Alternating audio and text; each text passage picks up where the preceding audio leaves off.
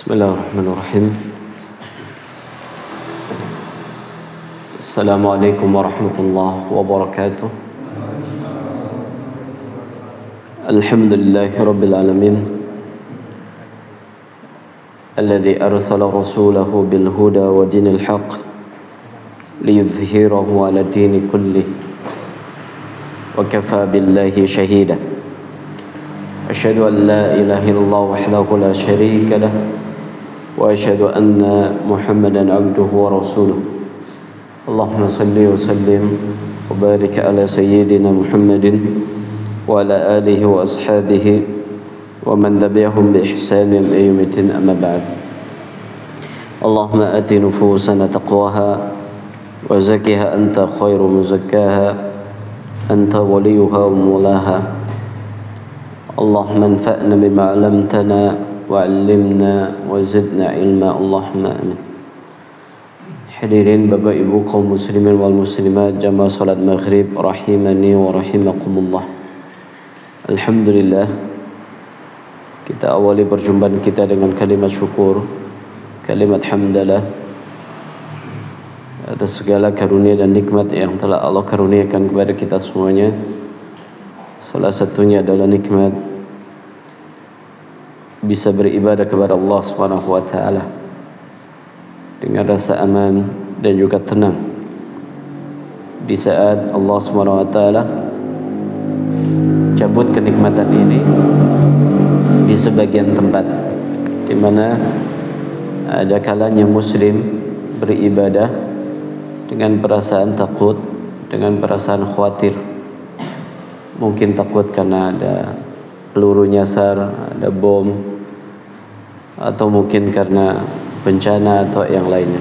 Maka kita bersyukur kita dapat melaksanakan salat maghrib dengan tenang, dengan perasaan aman, yang semoga itu bisa melahirkan totalitas ibadah yang kita kerjakan kepada Allah Subhanahu wa taala.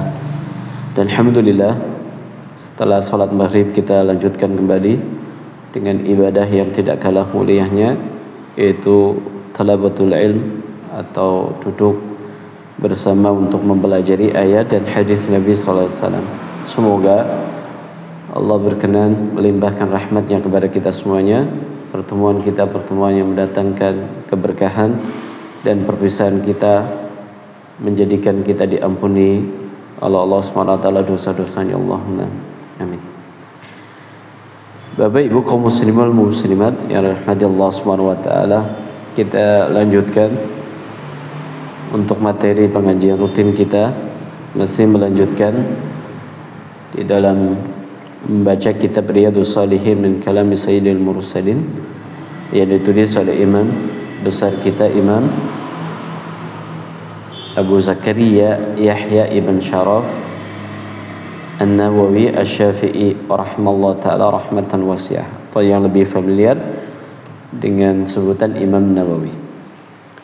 Ya, masih di dalam bab taubat, di mana beliau mencantumkan dalam bab ini ya banyak hadis Nabi sallallahu alaihi wasallam yang inti dan maksudnya sama, yaitu mengajak kepada kita semuanya untuk banyak-banyak bertobat kepada Allah, baik dengan taubat dalam makna umum atau dalam makna khusus. Ya, dalam makna umum, setiap kebaikan yang dilakukan oleh seorang muslim bagian daripada taubat. Orang yang salat, orang yang zikir, baca Quran, orang yang ngaji, ini bagian daripada makna taubat. Adapun makna khusus taubat lebih spesifik kepada ajakan untuk menyesali atas kesalahan, ya, kemudian berusaha bertekad kuat untuk tidak mengulangi lagi dari kesalahan tersebut, ya, sampai pada titik nanti kita betul-betul kembali kepada Allah, berubah dari keburukan yang menjadi lebih baik. Bagaimana caranya? Bisa dengan tadi ibadah secara umum atau dengan istighfar.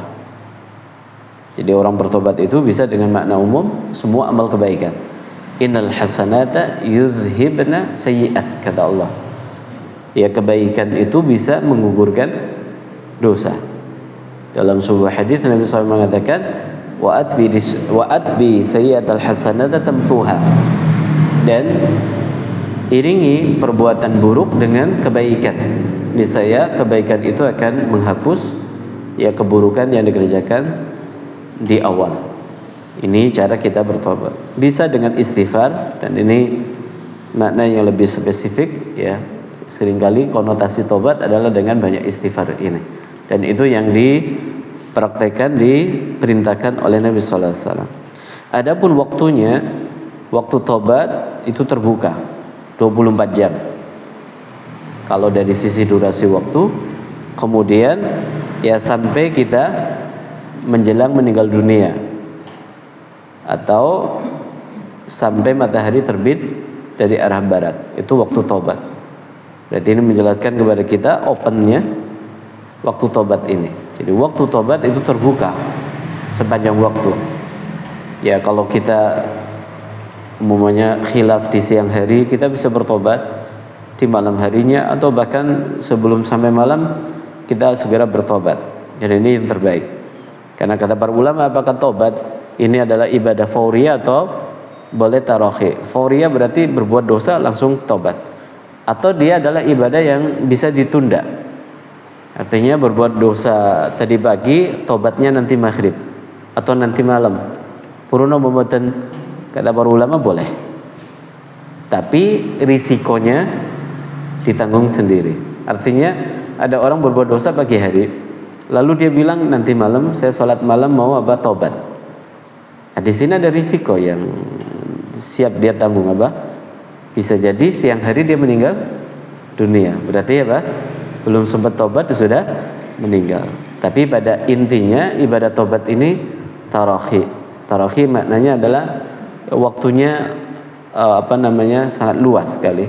Nggak harus segera, tapi bisa nanti ditunda, ya diakhirkan. Kalau mungkin bahasa lebih nyamannya diakhirkan. Tapi risiko ditanggung sendiri tadi.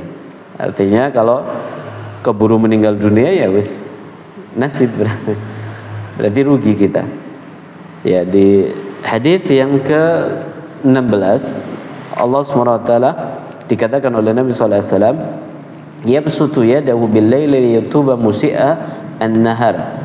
Allah ya terbuka untuk menerima taubat ya di waktu malam dari kesalahan hamba yang dikerjakan di waktu siang. Jadi di malam hari Allah SWT ya membuka tangannya untuk menerima taubat hambanya di waktu siang. Wa yabsutu yadahu bin-nahar liyatubu musii'u al-lail. Dan Allah juga terbuka tangannya menerima taubat para hamba di siang hari yang dilakukan di malam hari. Dosa yang dilakukan di malam hari. Ada orang berbuat dosa malam hari, lalu siang harinya bertobat, atau sebaliknya orang berbuat dosa siang hari, malamnya bertobat. Allah terbuka 24 jam. Ini menunjukkan luasnya rahmat Allah tabaraka wa taala. Makanya ya taubat ini Bapak Ibu ya mengajak kepada kita menjadi orang yang optimis, bukan menjadi seorang yang pesimis dalam hidup. Ya artinya sebesar apapun dosa yang dilakukan, ada peluang untuk diampuni Allah. Jadi jangan putus asa dari rahmat Allah Subhanahu wa taala. Dosa saya wis kayaknya orang diampuni. Nah, ini tidak boleh. Kita harus optimis yang mengejar dan menggapai ampunan Allah. Banyak bertobat. Semoga Allah Subhanahu wa taala mengampuni dosa kita. Hatta tatlu asyamsu min maghribiha. Hal ini ya terus ya berlaku sampai matahari terbit dari arah barat.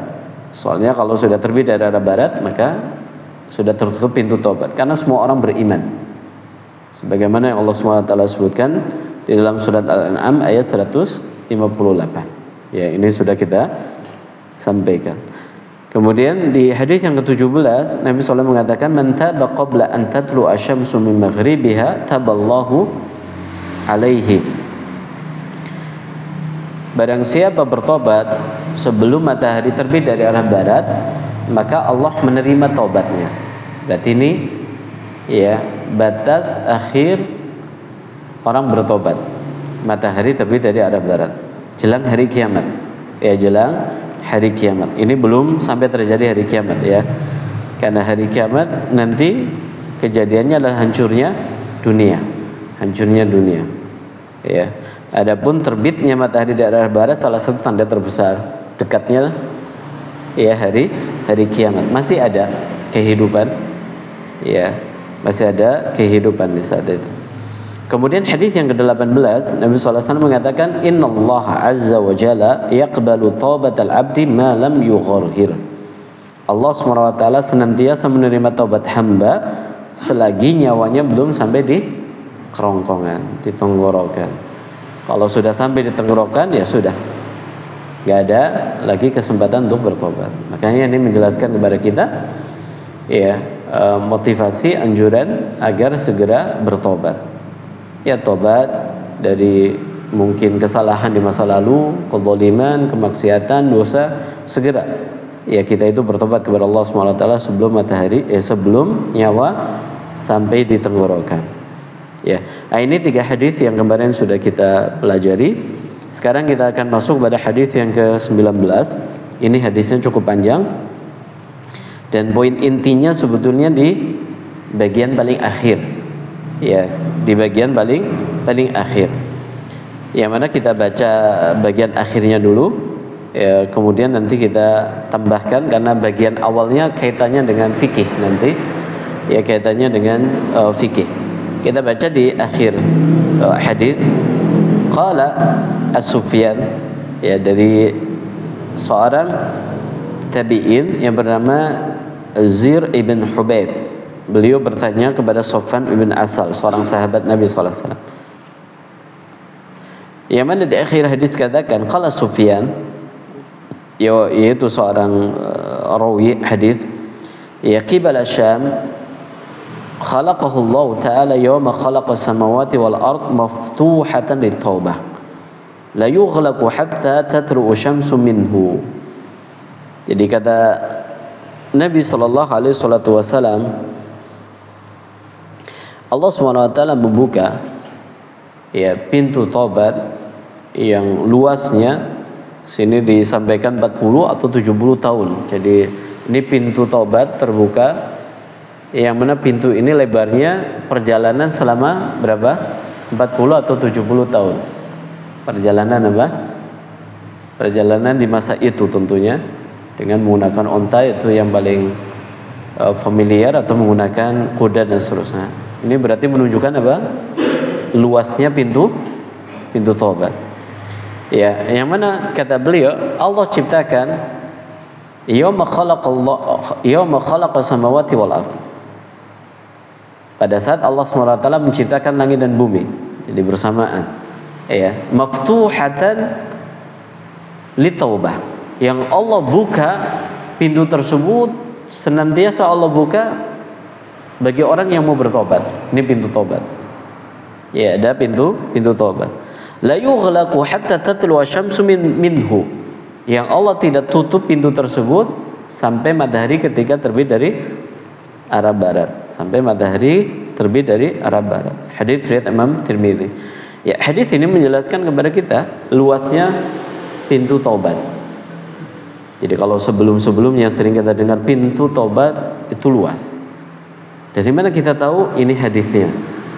Jadi disampaikan, dikabarkan, diberitakan oleh Nabi SAW, pintu taubat itu Allah ciptakan bersama dengan menciptakan langit dan bumi, yang mana pintu ini luasnya seluas perjalanan 40 atau 70 tahun.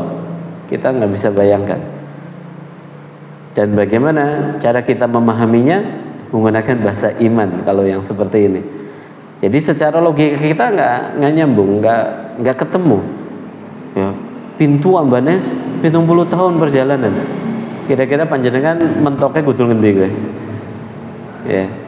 Anak pintu ambane apa? 70 tahun perjalanan. Si kepriwe ngene gambarna pirang puluh meter ya. Berapa puluh kilo? Nggak bisa. Dan ini masuk kepada perkara akhirat, perkara gaib. Karena perkara gaib, bahasa yang kita gunakan bahasa iman. Yus ngandel bae. Yakin bahwa itu benar adanya. Itu bahasa apa? Bahasa iman yang kita gunakan. Adapun kalau kita menggunakan dengan cara pemahaman logika kita, dengan cara pemikiran kita yang nggak bakalan nyambung. Segede-gedene lawang yang pernah kita lihat, gedene sebira pirang puluh meter. Pernah baru niki lawang sing paling gede teng pundi? Ki pirang meter niki? Daun pintu masjid paling berapa meter itu? 2,5. Paling gede ya. Atau mungkin pintu gerbang mana kayak gitu? Mana yang pernah kita lihat? Mungkin lebarnya 50 meter, 100 meter pernah baru? Pintu gerbang luasnya 100 meter? Baru tahu ya? Ini 100 meter, ini baru meteran. Ini tahunan. Perjalanan apa? Tahunan. Ini mirip dengan hadis Nabi SAW yang mengabarkan kepada kita. Jadi nanti penghuni surga Allah akan rubah, penghuni neraka Allah akan rubah fisiknya menjadi besar-besar. Sampai disebutkan giginya itu apa? Giginya apa? Bukan gigi, apa namanya, pundaknya. Ya, pundaknya. Ya, ini lebar sekitar perjalanan apa? 40 tahun. Besarnya kayak apa? Loh, berarti neraka kebakar wong siji ya. Enggak, karena neraka Allah katakan yauma naqulu li jahannam hal imtala'ti wa taqulu hal min mazid. Di dalam surat apa? Di dalam surat Qaf Allah SWT mengatakan, menukil ya ucapannya neraka, mengatakan kepada Allah yauma naqulu li jahannam hal imtala'ti wa taqulu hal min mazid. Ketika Allah mengatakan kepada neraka, apakah masih ada tempat? Maka neraka mengatakan, hal min mazid, apakah ana maning? Ini dijelaskan oleh para ulama tafsir bahwa neraka itu luas sekali. Neraka itu luas sekali. Dan kita nggak bisa membayangkan luasnya bagaimana. Ya, seberapa. Karena ini kaitannya dengan perkara akhirat, perkara ghaib. Ya, perkara ghaib. Kalau perkara ghaib yang kita gunakan adalah bahasa iman. Yes. Percaya, yakin. Ya, yakin ada pintu taubat yang luasnya perjalanan 40 atau 70 tahun. Sangat luas sekali. Yang mana Allah buka pintu ini, senantiasa Allah buka sampai nanti jelang hari kiamat. Sampai matahari terbit dari barat. Ketika matahari terbit dari barat, wis, lawangnya apa? Ditutup. Ini kayak seperti hadis keutamaan bulan Ramadan, tuftahu abwabul jannah wa tughlaqu abwabun nar. Berarti surga ada pintu, neraka ada pintu. Ternyata dalam hadis ini yang memberikan pemahaman baru kepada kita yang namanya taubat ada pintunya. Makanya sering kita dengar ada istilah, ayo kita segera bertobat mumpung pintunya masih terbuka. Pintu taubat masih terbuka. Umpamanya ada orang ya punya masa lalu yang sangat buruk sekali.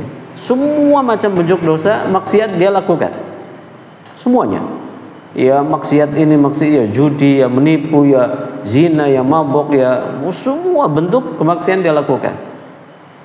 Lalu dia mungkin datang ke panjenengan bilang pintu tobat masih terbuka atau tidak?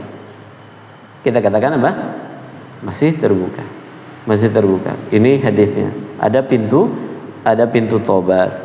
Ya, hadis ini menjelaskan tentang lapangnya luasnya rahmat Allah Subhanahu wa taala. Luasnya rahmat Allah Subhanahu wa taala di mana Allah menerima tobat para hamba. Taib ini inti dari hadis yang ke-19 di bab taubat. Sekarang kita baca dari awal kaitannya dengan beberapa ilmu fikih, yaitu di masalah mengusap sepatu atau yang semakna dengannya. Kita baca secara lengkap hadisnya. Berkata Imam Nawawi rahimahullah, wa an Zir bin Hubais. Ada seorang ulama namanya Zir, ya. Bapaknya adalah Hubais. Qala, beliau bercerita, ataitu Safwan bin Assal radhiyallahu anhu. Pada suatu hari saya pernah datang kepada sahabat Nabi namanya Safwan ibn Asal. Ini mungkin kurang familiar ya, telinga kita ada sahabat namanya Safwan ibn Asal radhiyallahu anhu. As'aluhu 'anil mashi 'ala khuffain. Tujuannya untuk konsultasi terkait dengan hukum mengusap sepatu. Jadi dalam agama kita Bapak Ibu, ya ketika ada orang pakai sepatu atau pakai kaos kaki, ketika dia hendak wudhu, itu dibolehkan untuk tidak dilepas, cukup diusap. Ini bagian daripada kemudahan dalam hukum Islam. Ini bisa dipraktekkan baik nanti ketika Bapak Ibu sedang safar, naik kereta, naik pesawat, perjalanan jauh, naik mobil umpamanya, lalu datang waktu sholat, ketika mau wudhu nggak perlu susah-susah dilepas, terutama ibu-ibu nanti ketika ibu-ibu keluar rumah pakai kaos kaki. Bagaimana ketika mau sholat? Repot, kadang lepas kaos kaki nanti dipakai basah lagi, atau belum lagi nanti terlihat ya kakinya, yang itu merupakan aurat. Gimana caranya? Diusap, cukup diusap. Atau umpamanya Bapak Ibu lagi sakit, kan musim adem ya, musim adem, yang gerges. Ah ini kalau mau sholat subuh, gimana supaya apa?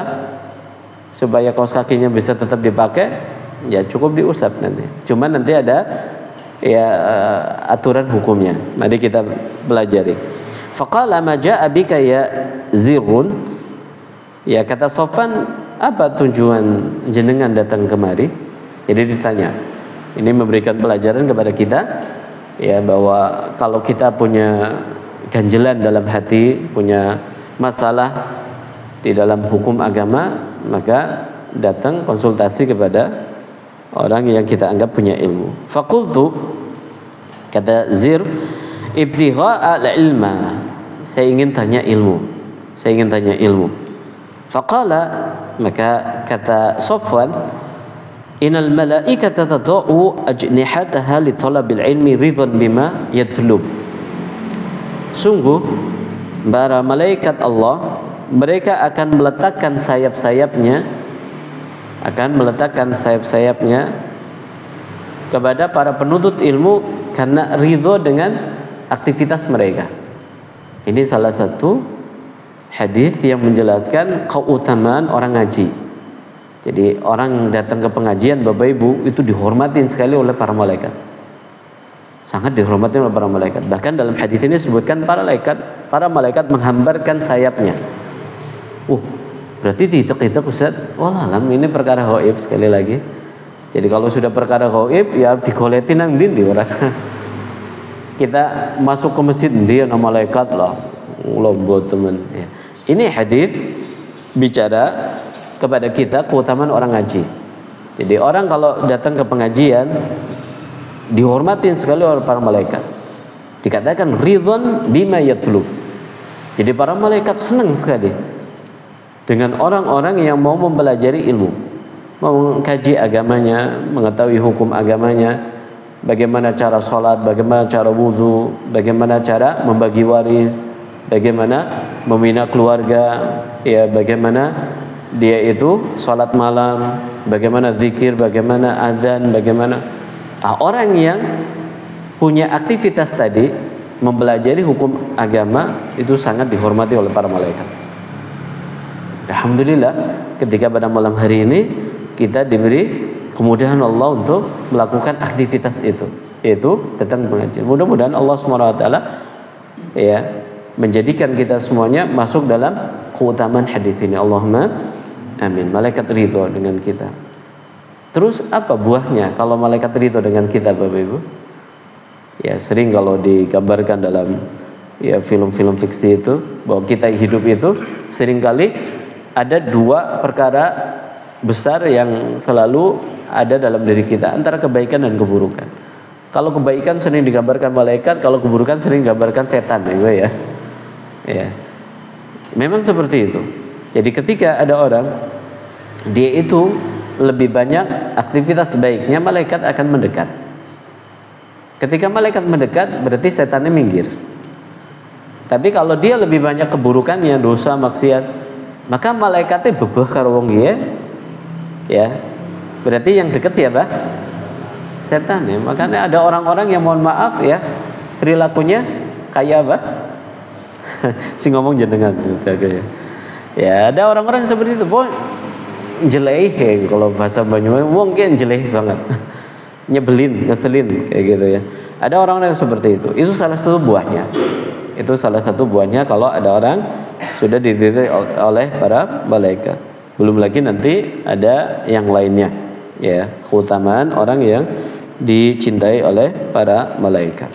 Faqultu, maka kata Zir mengatakan, innahu qad hakka fi sadri al-mashu ala khuffain ba'da al-kha'iti wal bauli. Saya ini agak sedikit bingung, kata Zir ini. Saya ingin konsultasi ke panjenengan, kalau bahasa terjemahan bebasnya, saya ingin konsultasi kepada Anda tentang hukum mengusap sepatu sehabis orang buang air besar atau air kecil. Ini hukumnya bagaimana? Wa kunta imra'an min ashabin Nabi sallallahu alaihi wasallam. Dan Anda adalah sahabat Nabi sallallahu alaihi wasallam. Fajitu as'aluka hal sami'tahu yadhkuru fi dzalika syai'an. Maka saya ingin bertanya kepada Anda itu pernah enggak dengar dari Nabi tentang hukum ini? Ini tujuan, ya, seorang yang bernama Zir ibn Hubayth ini datang kepada Sofwan ibn Asal, konsultasi tentang masalah mengusap sepatu. Oli apa ora, kayak gitu. Ada hadisnya atau tidak? Nabi pernah mengajarkan atau tidak? Qala na'am. Apa na'am? Iya. Kata sahabat Sofwan, iya. Kana ya'muruna idza kunna safran aw musafirina ala nanzi'a khifafana thalathata ayyamin wa la yalihina illa min janabatin lakin min gha'itin wa bawlin wa nawmin. Kata sahabat Sofwan, iya. Jadi Nabi SAW dulu kalau kami sedang safar, sedang dalam perjalanan safar, musafir, maka beliau mengatakan sepatunya nggak usah dilepas selama 3 hari 3 malam. Lalu bagaimana kalau mau wudu, mau sholat? Cukup diusap. Yang mana ini hanya berlaku di hadas kecil. Makanya dikatakan di sini ketika habis buang hajat, bangun tidur, itu kan wudunya batal. Ya, wudunya batal. Gimana kalau mau wudu lagi? Tadi cukup diusap. Ya, cukup diusap. Baik, sampai di sini dulu kita berhenti. Ya, karena temanya nanti berbeda lagi setelah ini. Mengusap sepatu, Bapak Ibu, itu disebutkan kurang lebih hampir 40 hadis dari Nabi sallallahu alaihi wasallam. Yang ini menjelaskan kepada kita bahwa mengusap sepatu adalah bagian daripada agama kita. Dan yang semakna dengan sepatu di zaman kita kaos kaki. Kaos kaki. Panjenengan umpamanya berangkat kerja pakai sepatu, pakai kaos kaki, datang waktu sholat duhur. Gimana? Ketika wudu nggak perlu dilepas kaos kakinya. Ya, cukup diusap nanti bagian atas. Ibu-ibu juga seperti itu. Atau tadi sakit, ya, demam, pakai kaos kaki, ya, untuk lebih hangat kakinya. Gimana ketika mau sholat? Cukup diusap. Ini bentuk kemudahan dalam agama kita. Dan hukum ini berlaku baik orang yang sehat ataupun orang yang sedang sakit, orang yang mukim ataupun orang yang sedang safar. Hukum ini berlaku mutlak. Cuma nanti bedanya, kalau panjenengan lagi safar, batas waktunya 3 hari 3 malam. Kalau panjenengan mukim, artinya bukan safar, musafir, maka waktunya cuma sehari semalam, 24 jam. Kalau sedang safar 72 jam, 3 hari 3 malam. Nah, ini pelajarannya di fikih. Kita coba uraikan dalam bahasa fikih, ya. Kapan kita itu boleh mengusap sepatu? Maka di antara aturannya, yang pertama, sebelum panjenengan mengenakan sepatu atau kaos kaki, panjenengan harus wudu terlebih dahulu. Ini syarat yang pertama. Jadi seumpama ini, ya, panjenengan lagi demam, supaya nanti kalau mau sholat wudu nggak perlu repot-repot lepas kaos kaki. Sebelum pakai wudu, terlebih dahulu. Ibu-ibu juga seperti umpamanya mau keluar, yang nanti diperkirakan akan sholat di tengah jalan, maka sebelum pakai kaos kaki wudu terlebih dahulu. Wudu terlebih dahulu. Atau umpamanya sekarang udaranya dingin, cuacanya dingin, lagi sehat, nggak sakit, nanti sebelum tidur habis sholat isya mau tidur ya, wudu terlebih dahulu, baru pakai kaos kaki. Ngenjang pas sholat subuh mau wudu, maka cukup wudu, nanti kemudian ketika bagian kaki diusap saja, nggak perlu dilepas kaos kakinya. Itu yang pertama aturannya. Aturannya sebelum pakai maka wudu terlebih dahulu. Dalilnya apa? Dalilnya adalah hadisnya Mughirah bin Syu'bah. Kata Nabi sallallahu alaihi wasallam kepada Mughirah bin Syu'bah, "Da'huma fa inni adkhaltuhuma tahirataini." Famasaha 'alaihima. Dalam hadis riwayat Imam Muslim. Ya.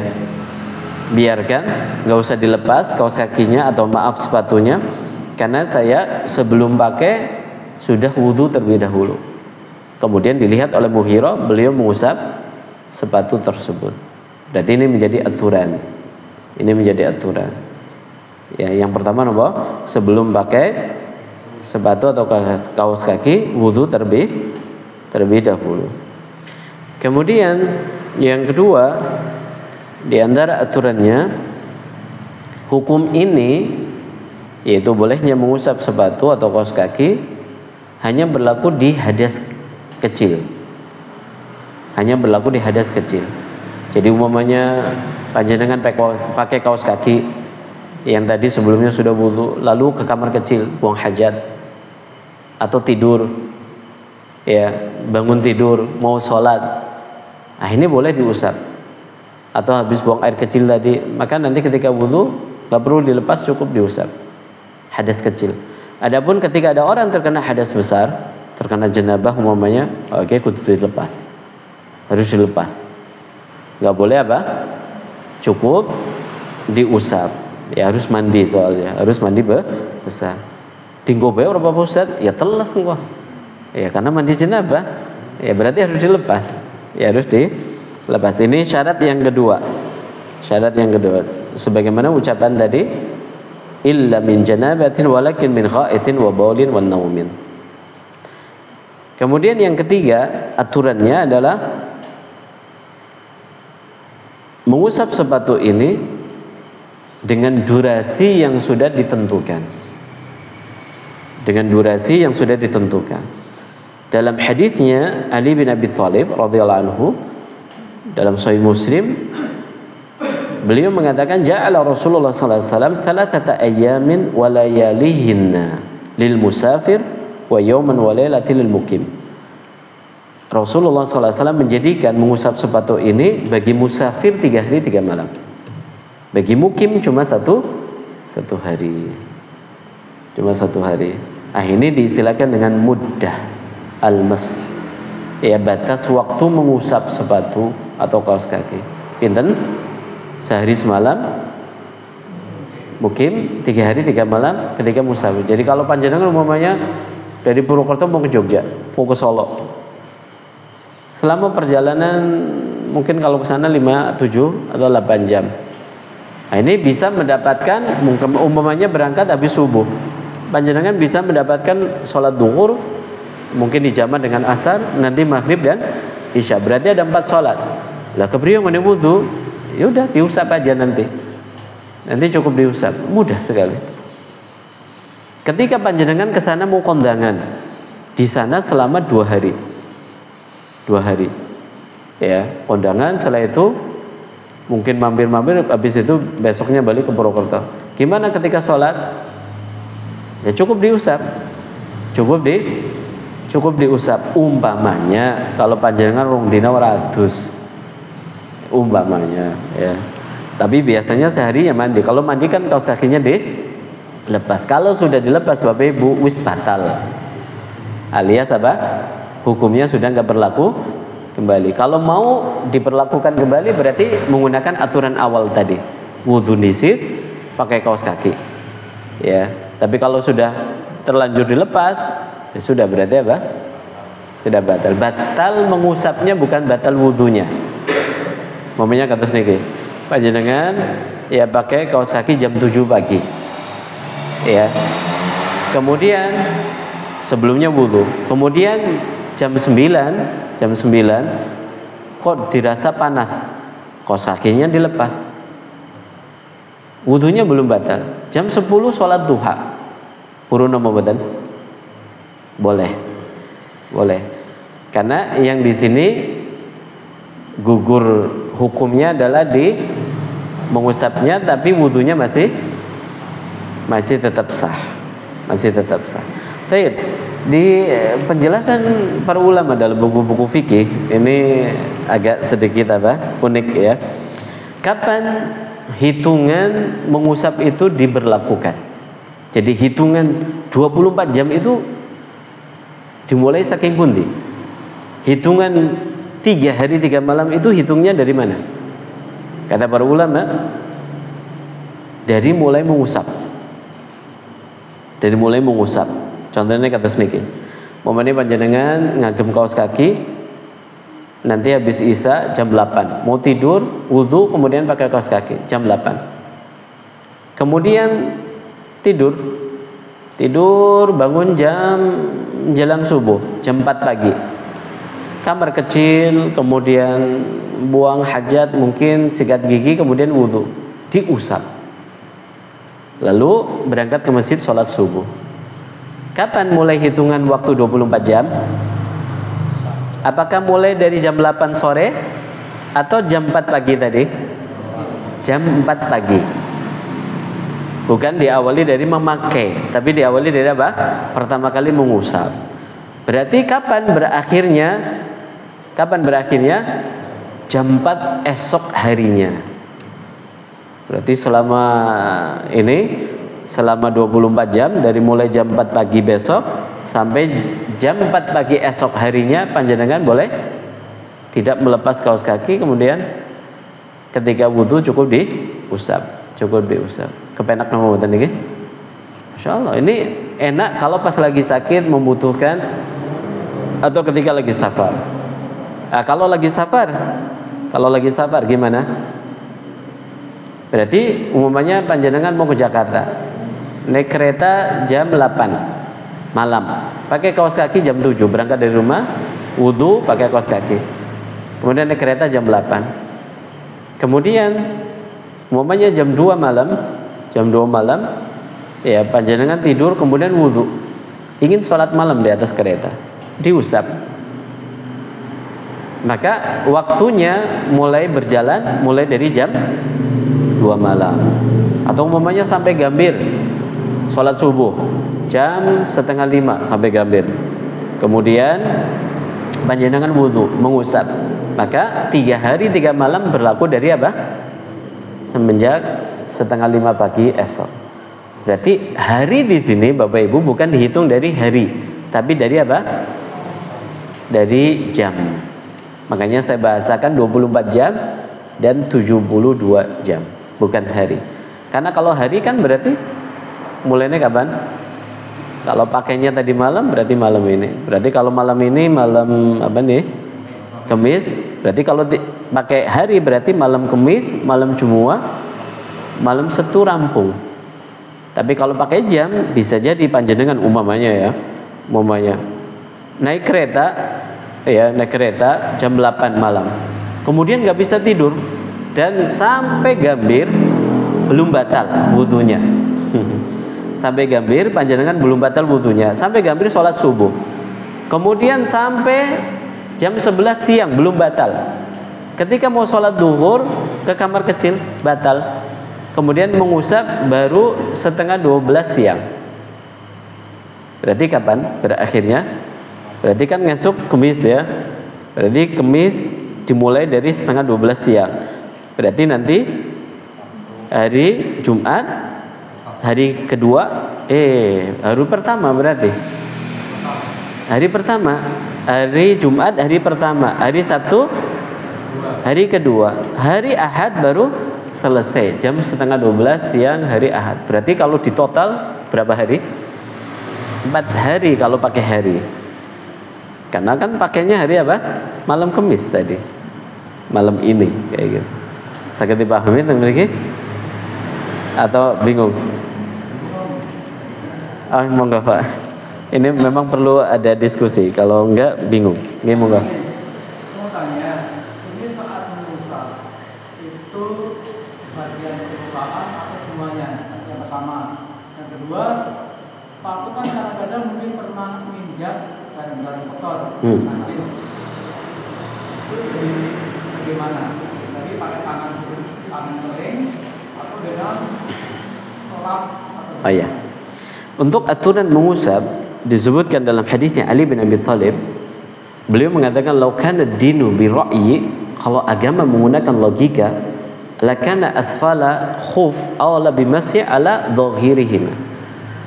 Maka yang perlu diusap sepatu itu bagian bawah, karena yang kotor bawah kan nggih. Tapi ternyata Nabi sallallahu alaihi wasallam mencontohkan yang diusap bagian atas.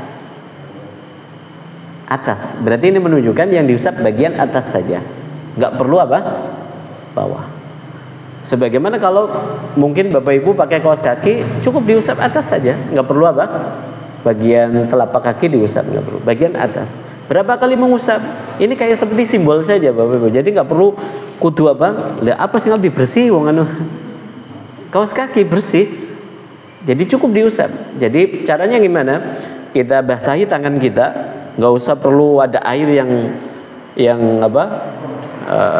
Balal itu basah kuyup gitu enggak, tapi kita ambil air, tumpahkan, kemudian diusap, sudah cukup dengan cara seperti itu, sudah selesai. Jadi nggak perlu diulang berkali-kali, sebagaimana nggak perlu harus basah kuyup. Kalau basah kuyup ya apa bedanya kalau dibasuh kayak gitu?